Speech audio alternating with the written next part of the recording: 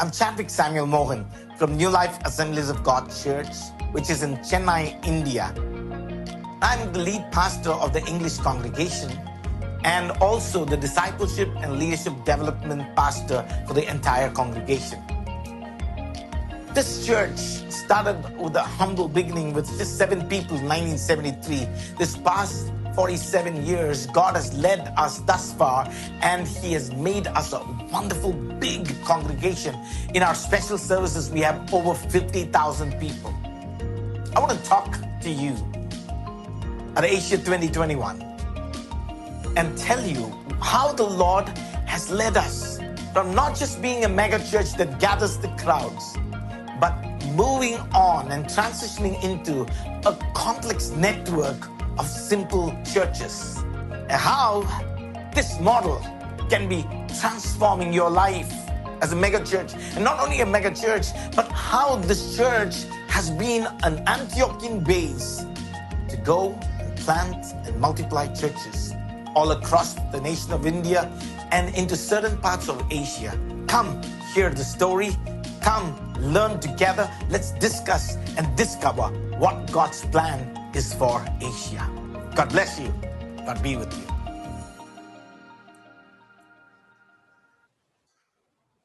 you. Welcome, everyone. This is our Asia 2021 online gathering, and I believe this is our 13th time, but we want to just open up in prayer. Before I do that, I want to make sure that everyone puts your country code, country name in front of your name so that we know where you're from, as well as, today we will have who will be the chair host of this, our time together, and our speaker would be Chadwick Mohan Samuelson. So let's open up in prayer. Heavenly Father, we just give you thanks again. We first of all just come before you on your. We know that this is a time of need, a time of desperation in certain areas of Asia, Myanmar, especially India right now. But yet through this desperate times, Lord, we see your hand taking place with your servants like Chadwick and many others who are serving you faithfully in that country. And so, Lord, we pray, God, through his session today, that you remind us, God, that the gospel continues to grow and the churches continue to multiply. And Lord, we want to see how you're working in a mega church moving toward a simple church. But we come before you now asking you for grace and mercy, protection on each of those who are involved. We pray especially for protection against COVID, and for Chadwick and for his pastoral staff and for his family and for all those who are serving and ministering there in India. So we place now them in your hands. Now we just also give you praise. We praise you, Lord, for all that we can do, especially the privilege of serving you, and just the gratitude that we have as servants of God. So we pray these things in your precious Son's name. Amen. Okay, Abraham. Yes. Thank you, David. As we noticed, and from the we can see Chadwick is leading pastor for his English service in New Life Assembly of Church in Chennai.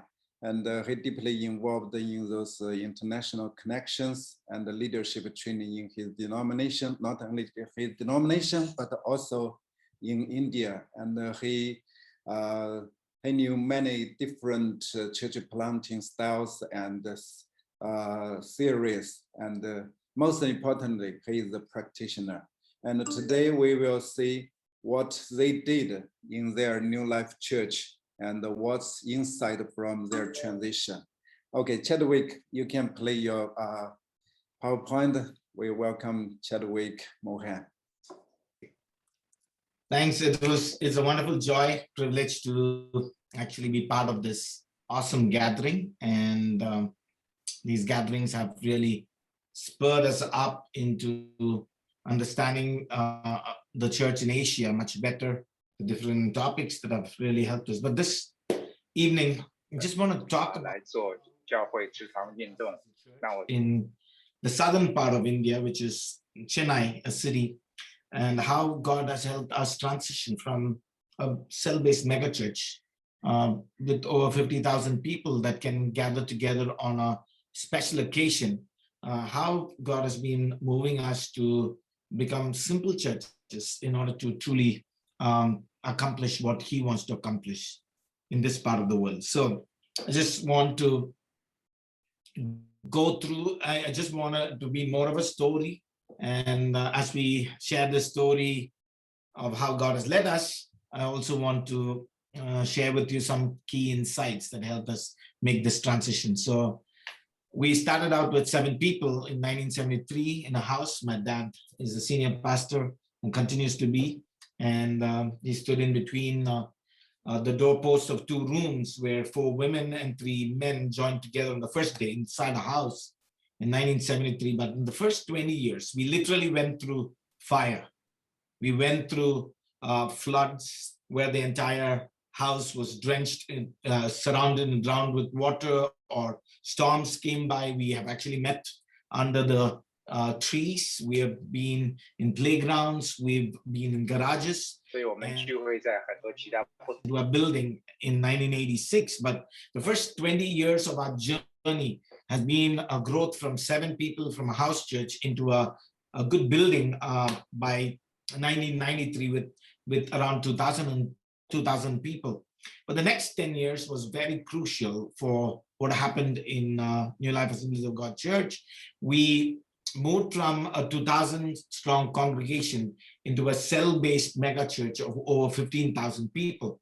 2 key influences was Dr. Paul Yonggi Cho and a small group system with the prayer cells. And that's what our senior pastor brought back into our church. And in 1993, we had around 50 prayer cells. And then Dr. Naomi Dowdy from Singapore, Trinity Christian Center, was a great influence about how we can actually turn it into a cell-based church. And therefore, in that 10 years, we grew from 2,000 to over 15,000 people. And we had several small groups that actually covered the entire city. And so that was our next 10 years of journey.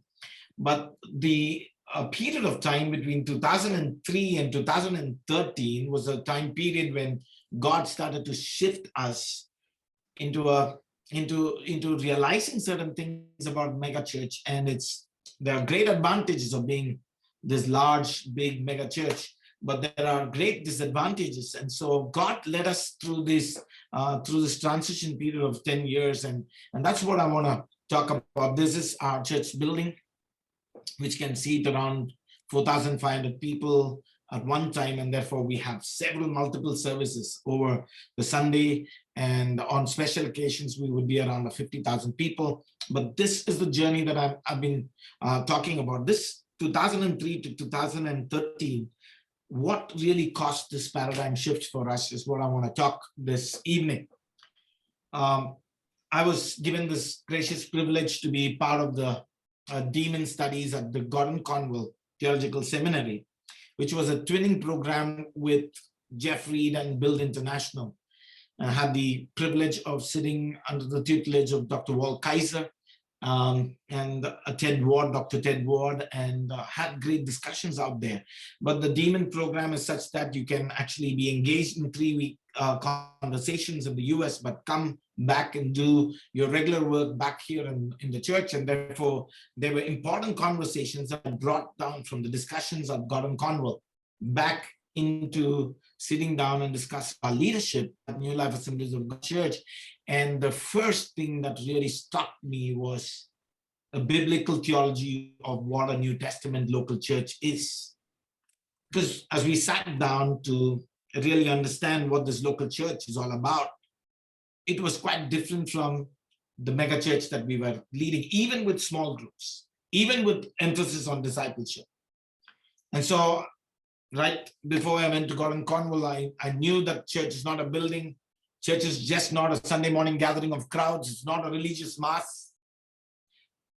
But when I truly sat down in the discussions to formulate what is the biblical theology or what is the New Testament definition of local church, It's a true community of disciples of Christ, established well in the practice of the teachings of Christ, which are growing to become a family of God that is reaching out with the gospel to the world by the planting, establishing, and multiplication of churches through the sending of apostolic leaders or missionaries from amongst them.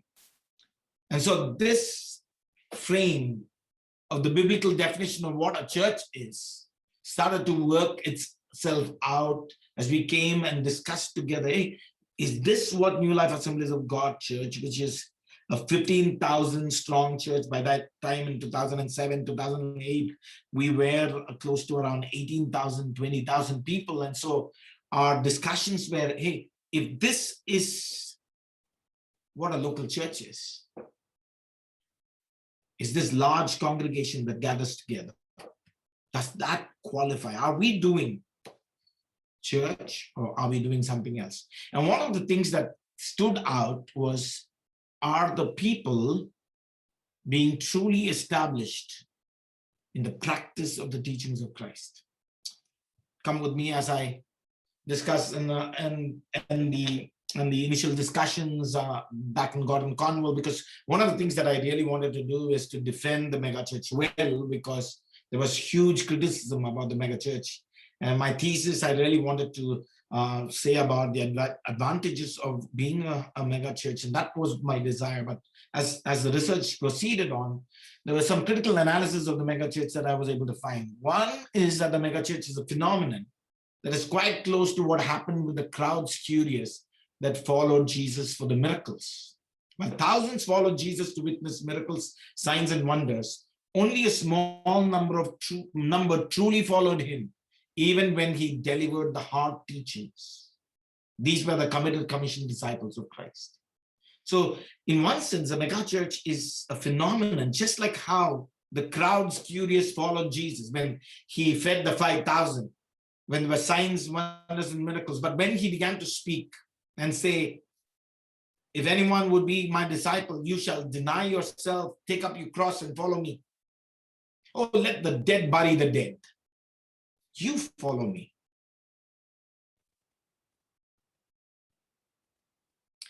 You got to forsake your father, mother, brother, sister, wife, sons, daughters. You got to sell your possessions. When those teachings came out, the crowds started to disperse. Those were the commissioned disciples that Jesus was investing his time into. And he said, I will build my church, and the gates of hell shall not prevail against it. And therefore, if you look at the mega church as a whole, there's a whole huge number of crowds, curious, that come. They come every Sunday, they go. A few of them are convicted, convinced, but are not able to make a decision. But a very few are shifting to become committed, commissioned disciples of Christ, maturing truly to become a true church, a true family of God. In the true sense, the megachurch is largely not a community of disciples of Christ, but a large gathering of crowds that center around what I call as the 4 M's. And this is like really criticizing the megachurch in one sense. The crowds come for the first M, which is music, the second M, which is media, the third M is because there's enough money to produce enough programs. And the fourth M is massage. That means you actually don't give or deliver the message of the gospel, the message of the teachings of Christ, but you massage them with some motivational, inspirational teachings. And so we need to understand the background from which I started out in '99 as the 47th pastor in the pastoral team. Was given this important responsibility of leading the English service by 2005, had huge concerts, mega programs where we had worship concerts. I was a worship leader, had a huge music band, invited crowds in the city, like 20,000, 30,000 people would gather together for these large worship concerts. And you would see the presence of God. You would see signs, wonders, and miracles. But then we really started to reflect on hey, are we the church that Christ is building, or are we something else? The megachurch, if left unchecked, tends to incorporate many secular corporate principles that are contrary to the principles of Christ in order to become a mega service industry that competes with other so-called churches to cater to what the consumer wants best. I want you to capture this, think through this. If the megachurch is left unchecked, it tends to incorporate many secular corporate principles that are contrary to the principles of Christ in order to become a mega service industry that competes with other so-called churches to cater to what the consumer wants best. In fact, the megachurch has the capacity to swallow up other small churches in a particular territory because of the services it offers, because of what it caters to the kids' church, or the programs for the youth, or the equipments that it can actually possess. You will be the best in town. But is this what Christ is building? Was the key question that started to circulate amongst the leadership somewhere around 2007, 2008. Where we formulated a slogan in 2008. We said, hey, we are not a crowd. We are the church. We are not the crowd. We are the church.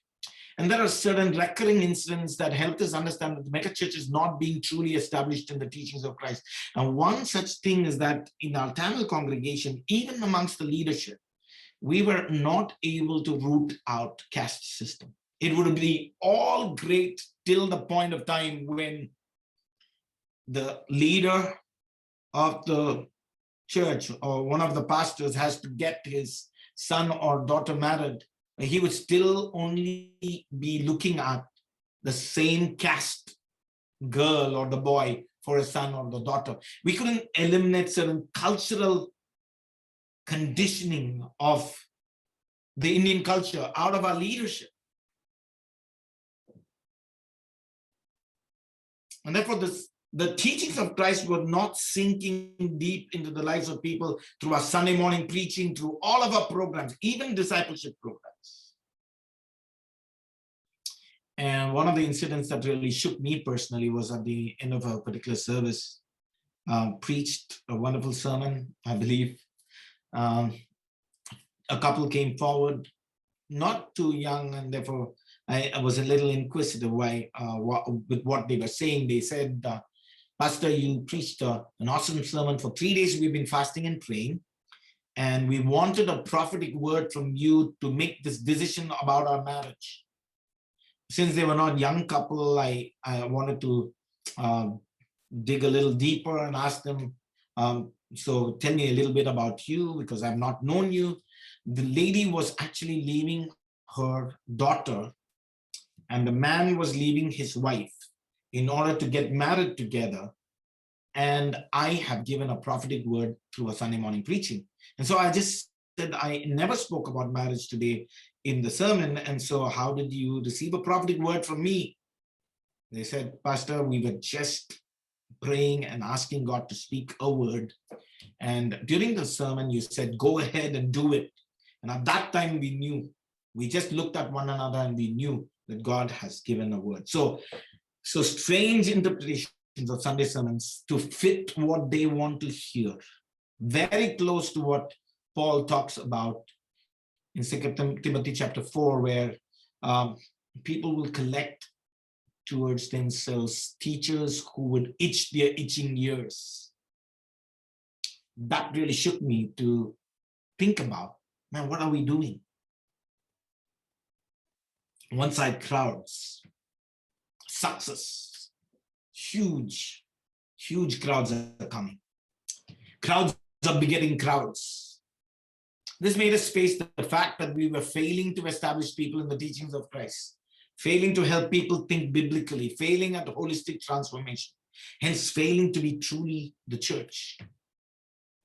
And so with much discussions with our leadership team, our senior leaders allowed us to just model it out in the English. And so in 2009, We started teaching the first principle with a small group of leaders using the Bill's First Principle series as a tool to begin establishing the church, the teachings of Christ and the apostles. And slowly, as we began in 2009, 2010, 11, 12, 13, there were several times that I had to shut down all the other major programs in order to focus on a set of leaders. And slowly, we had the mushrooming of relational communities of disciples that were learning and living the teachings of Christ. We called them life groups initially, and now we refer to them increasingly as simple churches. And I'll explain to you why this is a little different a little later. And slowly we started to understand just this large gathering of people is not conducive for truly building communities of disciples of Christ. And so we envisioned a citywide strategy. Rather than starting satellite churches in other parts of the city, we said, let's start planting a house church, a simple church. And so in 2014 onwards, what we began to do is, rather than centralizing everything as one main church and one main building with multiple services, we didn't go and start a Sunday service, but we went and started a simple church, 25 kilometers away from this present location, and then started to invest into their lives in establishing them in the practice of the teachings of Christ. And within the next 2 years, that OMR region, which is the IT hub that was developing in the city, and we started to launch and multiply those simple churches into 5 other places in the next 2 years. And after it started to multiply as 5 churches, we gathered them together for a Sunday larger gathering. And now the Sunday large gathering is not crowds. Gathering of a network of churches. And that's how we shifted out of, hey, you are a crowd that just comes to a religious mass on a Sunday and goes back, just listens to one preacher who preaches, and you have no opportunity for you to speak. But now you are 5 different house simple churches that are discussing words together, that are becoming transparent to one another, that's becoming a family of families, that's really understanding the teachings of Christ. They are debating, they are arguing, they are having discussions, they are disagreeing on things together. But now these simple churches are gathering together on a Sunday, and the Sunday suddenly is repurposed. We can actually have a Sunday which is very purely evangelistic, because these churches are coming together for evangelism, or these churches are coming together. And that's how, by now, 7 years later, in that location, we have 15 simple such churches in that entire location, and continuing to grow.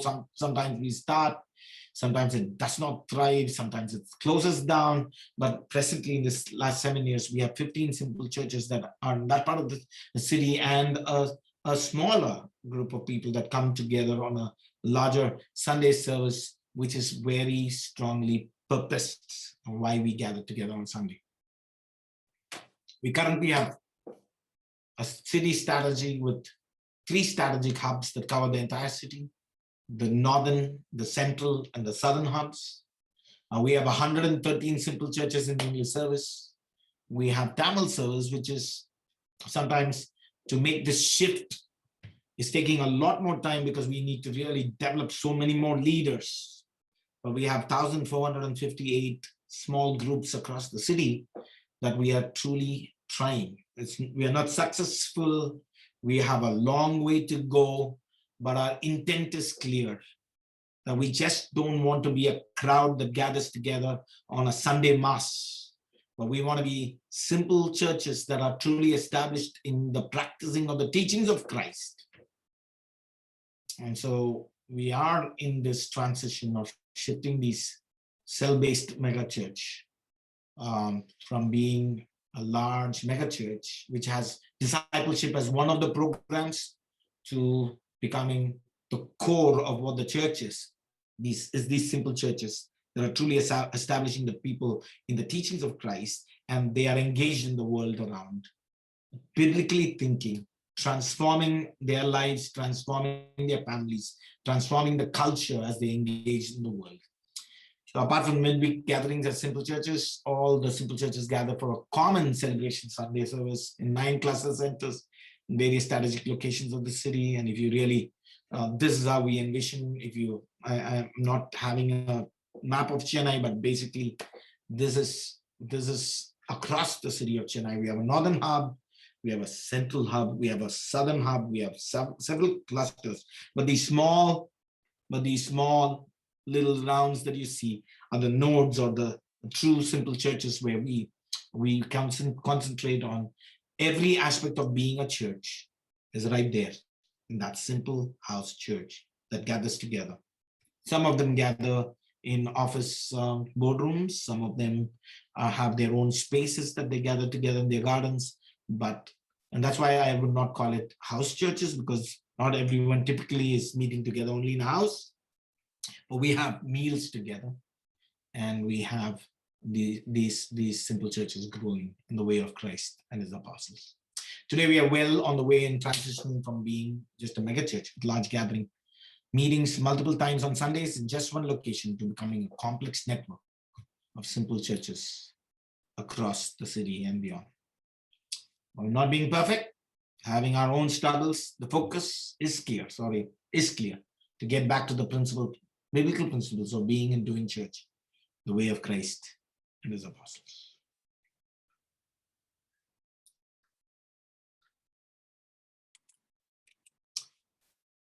Great. Chadwick, thank you for sharing. We know the time is limited, and in such a short time, you analyzed and give us this whole long story to tell us how you transformed.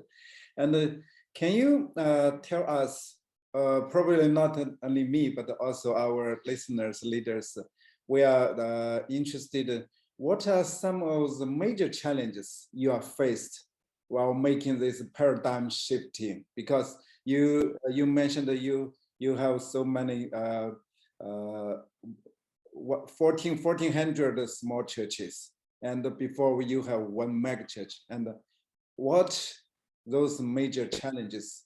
Can you go into some more details on this? Thank you. Thank you, Abraham. One of the major challenges that we needed to, because one of the greatest things about a mega church is its success. We had to change the measuring scale of what success is. We had to shift out of, is numbers our success, or the outcome of community of disciples of Christ our success. So suddenly when we had to shift our measuring scale, because till then, how many people came this year? What is our growth? How many numbers came? How many services that we multiplied? Now we are shifting our measuring scale. We are no longer measuring numbers. We are beginning to measure outcomes. Hey, are there authentic relational communities of disciples of Christ? That's a big, huge shift for a mega church. Because it's about building sites, it's about capacity, it's about music instruments, it's about the PA system, it's about the best laser lights that is dangling around as you lead worship.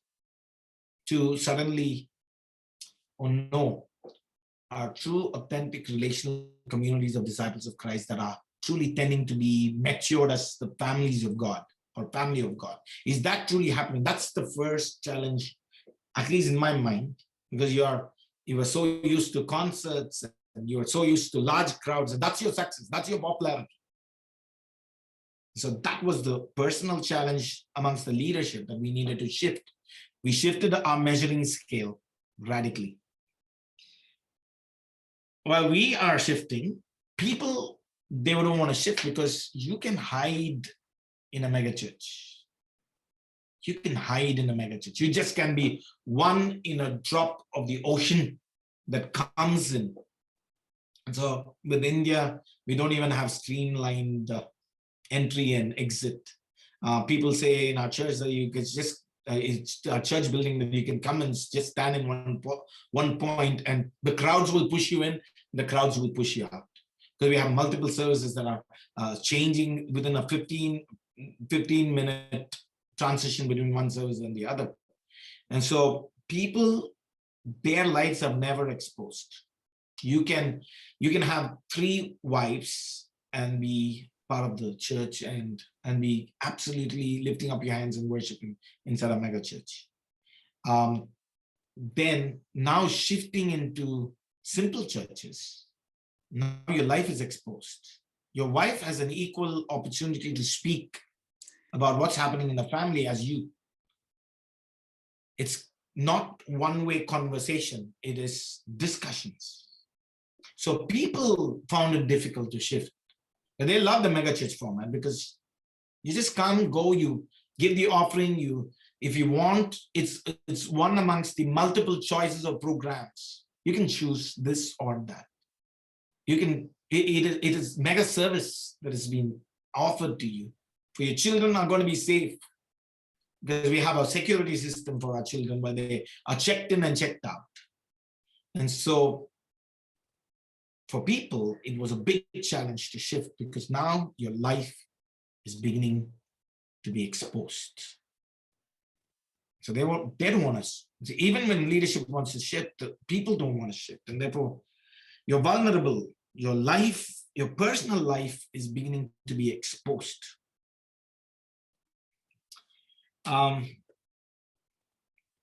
We needed to shift from programs to people. And so it's no longer program up to. So one of the things I remember in the transitioning was to sit down and look at the programs that did not yield outcomes of community of disciples of Christ. So we had to shut down programs. People love programs. They had multiple choice programs. We had to shut down programs.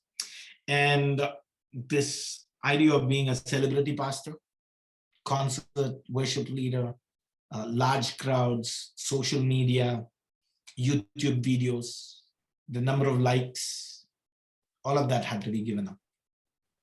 And the very crucial part was when we did the prototype in English, the guys who were there for the first 10 years or with me, thick and thin, in all those large concerts, sponsored, funded, these were our core leaders. Out of the 12, 7 of them left church with this transition.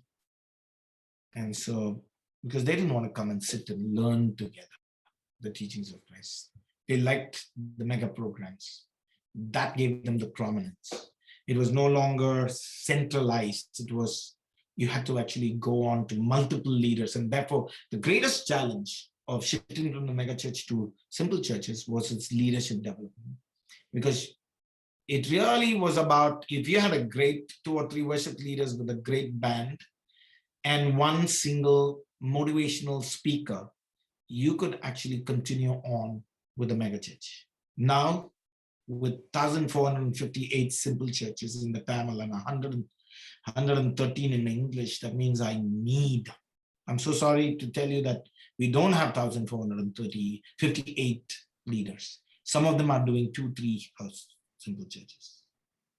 That's how we are able to manage. The number of leaders that need to be developed is the greatest challenge in this transition that we are going through. And it keeps me and keeps the leadership up night and day. How do we develop those leaders? And you feel like they are out there and they are on the verge of, and then suddenly one event in their life, they just turn around. They're still not established. They're still not mature. So this is the greatest challenge that we are facing, and challenges in the transition. Thank you very much. It's impressive for your metaphor on ocean, and impressive for the description of the husband and wife. And you mentioned many times on simple church, because I believe most of us here, our leaders and pastors, we are familiar with those small groups in one mega church. Even before my church, before we have around 40 small groups in the city, allocated in different places. And can you do some go into some more details on those difference between small, simple churches and those groups of a mega church? Thank you. So from 2003, 4, 5 on, we were a cell-based megachurch. So we're very accustomed to small groups. So it was difficult because it was not just we didn't have small groups, but here in simple churches, in the megachurch, the main stay or the core is the Sunday morning gathering. The small group is one of the programs of the church. But here, it's turned the right side up. The core of what the church needs to become, not that we have fully shifted, and so we continue to struggle. We continue to pull this away because the mega large Sunday gathering is the greatest attraction, is the greatest pull. But we want to shift, and we're really thinking about how these small, authentic, relational communities of disciples of Christ is the core, is the main thing, is the main part. And the large Sunday gathering is one of the events of the church. And so that shift is what is the difference between a mega church with small groups and a simple church which has large gatherings as one of the events. And therefore, this becomes, so when we sit down to discuss on planning and on discussions on leadership gatherings, is not about how well can we run our Sunday morning services, but it's about how authentic can we make our relational communities to be truly a discipleship community of Jesus, who are practicing the teachings of Christ. So the amount of time that I today spend with regards to Sunday morning service versus in raising leaders and making sure that our authentic simple churches are functioning well is whole different, because the time that I spend is so different. Given that in the mega church, our small groups are maybe Bible study groups, they are interest groups, or all those guys who love cycling, let's gather together. All those guys who love motorbiking or fishing, gather together. Now, this is not an interest group. This is not a Bible study group. This is not a prayer group. This is not an intercessory group. This is not an administrative ease group, because I know, being in a mega church, you know that these small groups, if you need to really bring and coordinate a whole conference, get all these guys. It's not an administrative ease group. For us now, it's okay if they attended the simple church and did not come to our Sunday morning gathering. The table of the Lord, the main table of the Lord, at least in the English, we are shifting. And the table of the Lord is served along with a fellowship meal in the simple churches, because what you do on a large gathering is a mass. That's not changed from the Catholic Mass. We still follow the Eucharist. Truly speaking, the greatest challenge for us is that the Sunday service mega church model has not changed for 18 centuries in its format. It started with the Catholic Church. The Protestant Reformation did not change the Sunday service format. It's an 18th century old form and a format that has not been altered even by Protestant Reformation, Pentecostal charismatic shifts. Nothing has changed. And so this is a place where discussions take place. It's not one man just dumping what he wants to say. It's a place where we have a hermeneutic community that is developing. A hermeneutic community, not a single individual hermeneut, but a hermeneutic community that we are developing. Fellowship meals, table of the Lord, one another in care for one another. It's not a program, it's like authentic. finding someone someone cooks food, takes it to their house. COVID times, when these simple churches, the way they function, it's not like, okay, the senior pastor comes together and let's have a relief program to, no, these simple churches took care of one another and took care of the community that they were engaged in. Shepherding, counseling, so it's not a counseling department that we have in our church, but the elders are truly growing out to be shepherds who are also counselors. And so these are the main differences. I know we're running out of time, so I want to be cautious. Thank you. Thank you for the clarification. We have many questions in the chat box, and somebody mentioned how do you deal with the people living during the transformation, and about the famous pastor attraction to the audience. How do you deal with also equality in your context? Can you add those into your second part when you explain how did you do your church planting practice in Chennai? Thank you. Yes. I guess you have PowerPoint too, right? Yes, part 2 I have. So can I go into a part 2 of the discussion? Yes, thank you. Now that we are slowly transitioning from a mega church to a mega network of simple churches, one of the greatest things that happened is that in these simple churches, we started to discuss much about the scriptures. Or how should the church function? What should the church do? And so I want to talk about how this mega network of simple churches can become an Antiochian base for planting, establishing, and multiplying churches.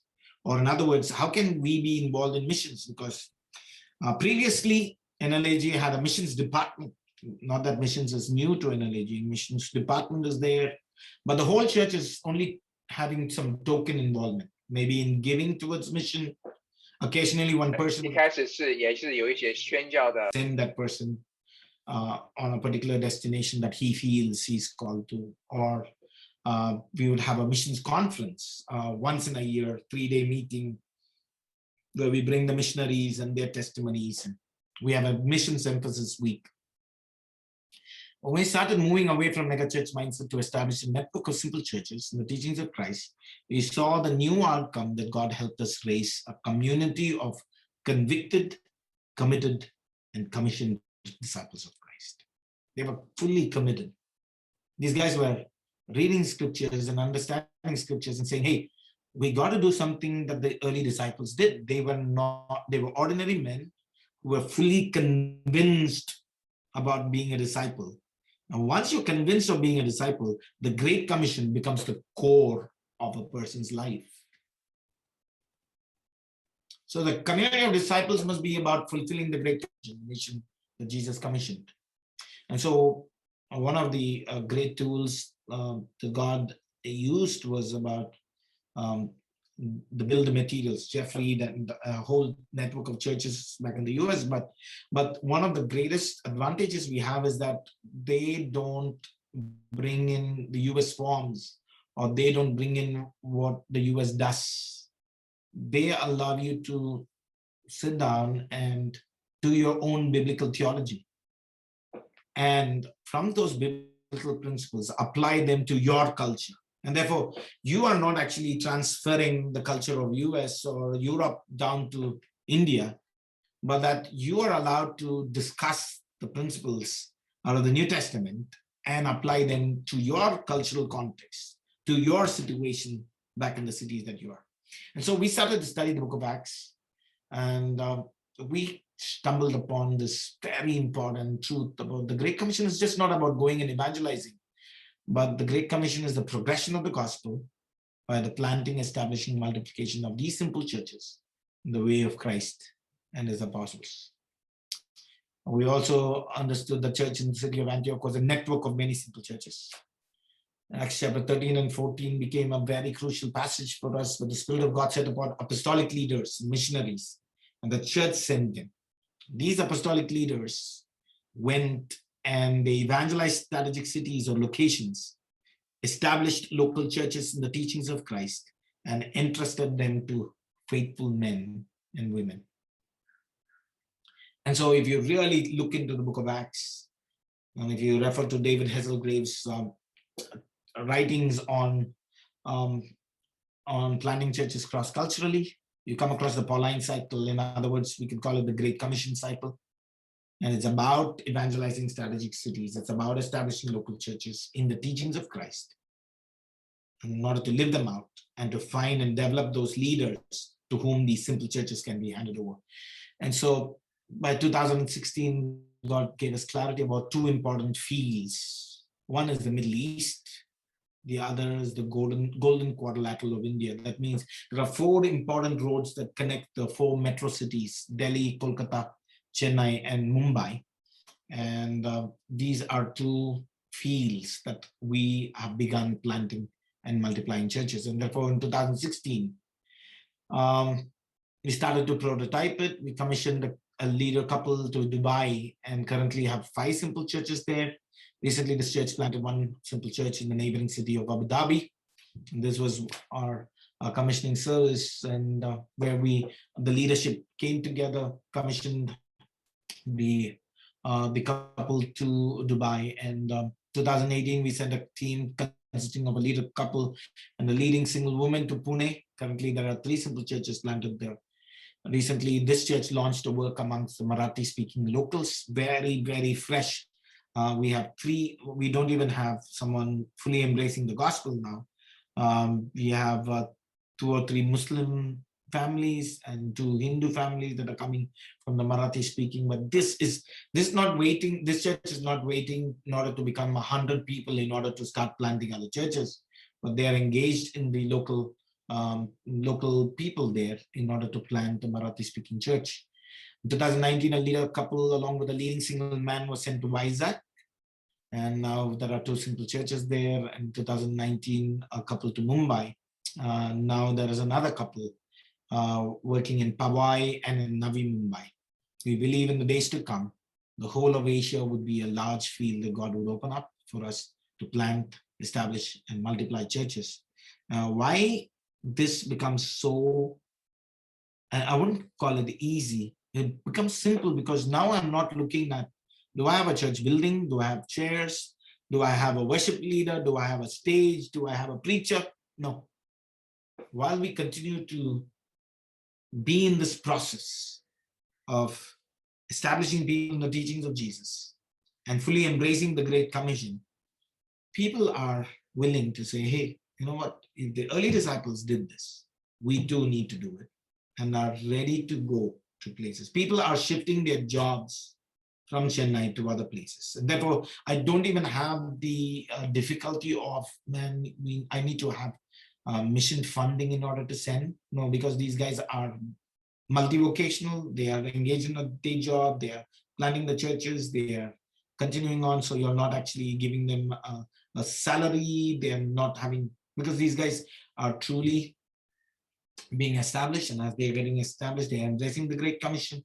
As they're embracing the Great Commission, there's a need, there is a field, they're sent, shifting jobs, willing to go and do simple churches. And therefore, our Pune church started with one of the couples that I knew, and another person was sent from, a couple was sent from here. They started out on, within a month, they just started out with 3 people.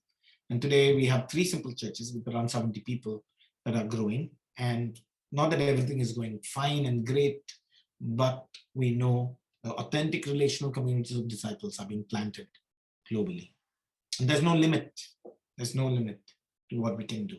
I believe that this model can be revolutionizing the way of church planting, engagement, and missions if we establish people well in the teachings of Christ and embrace the Great Commission.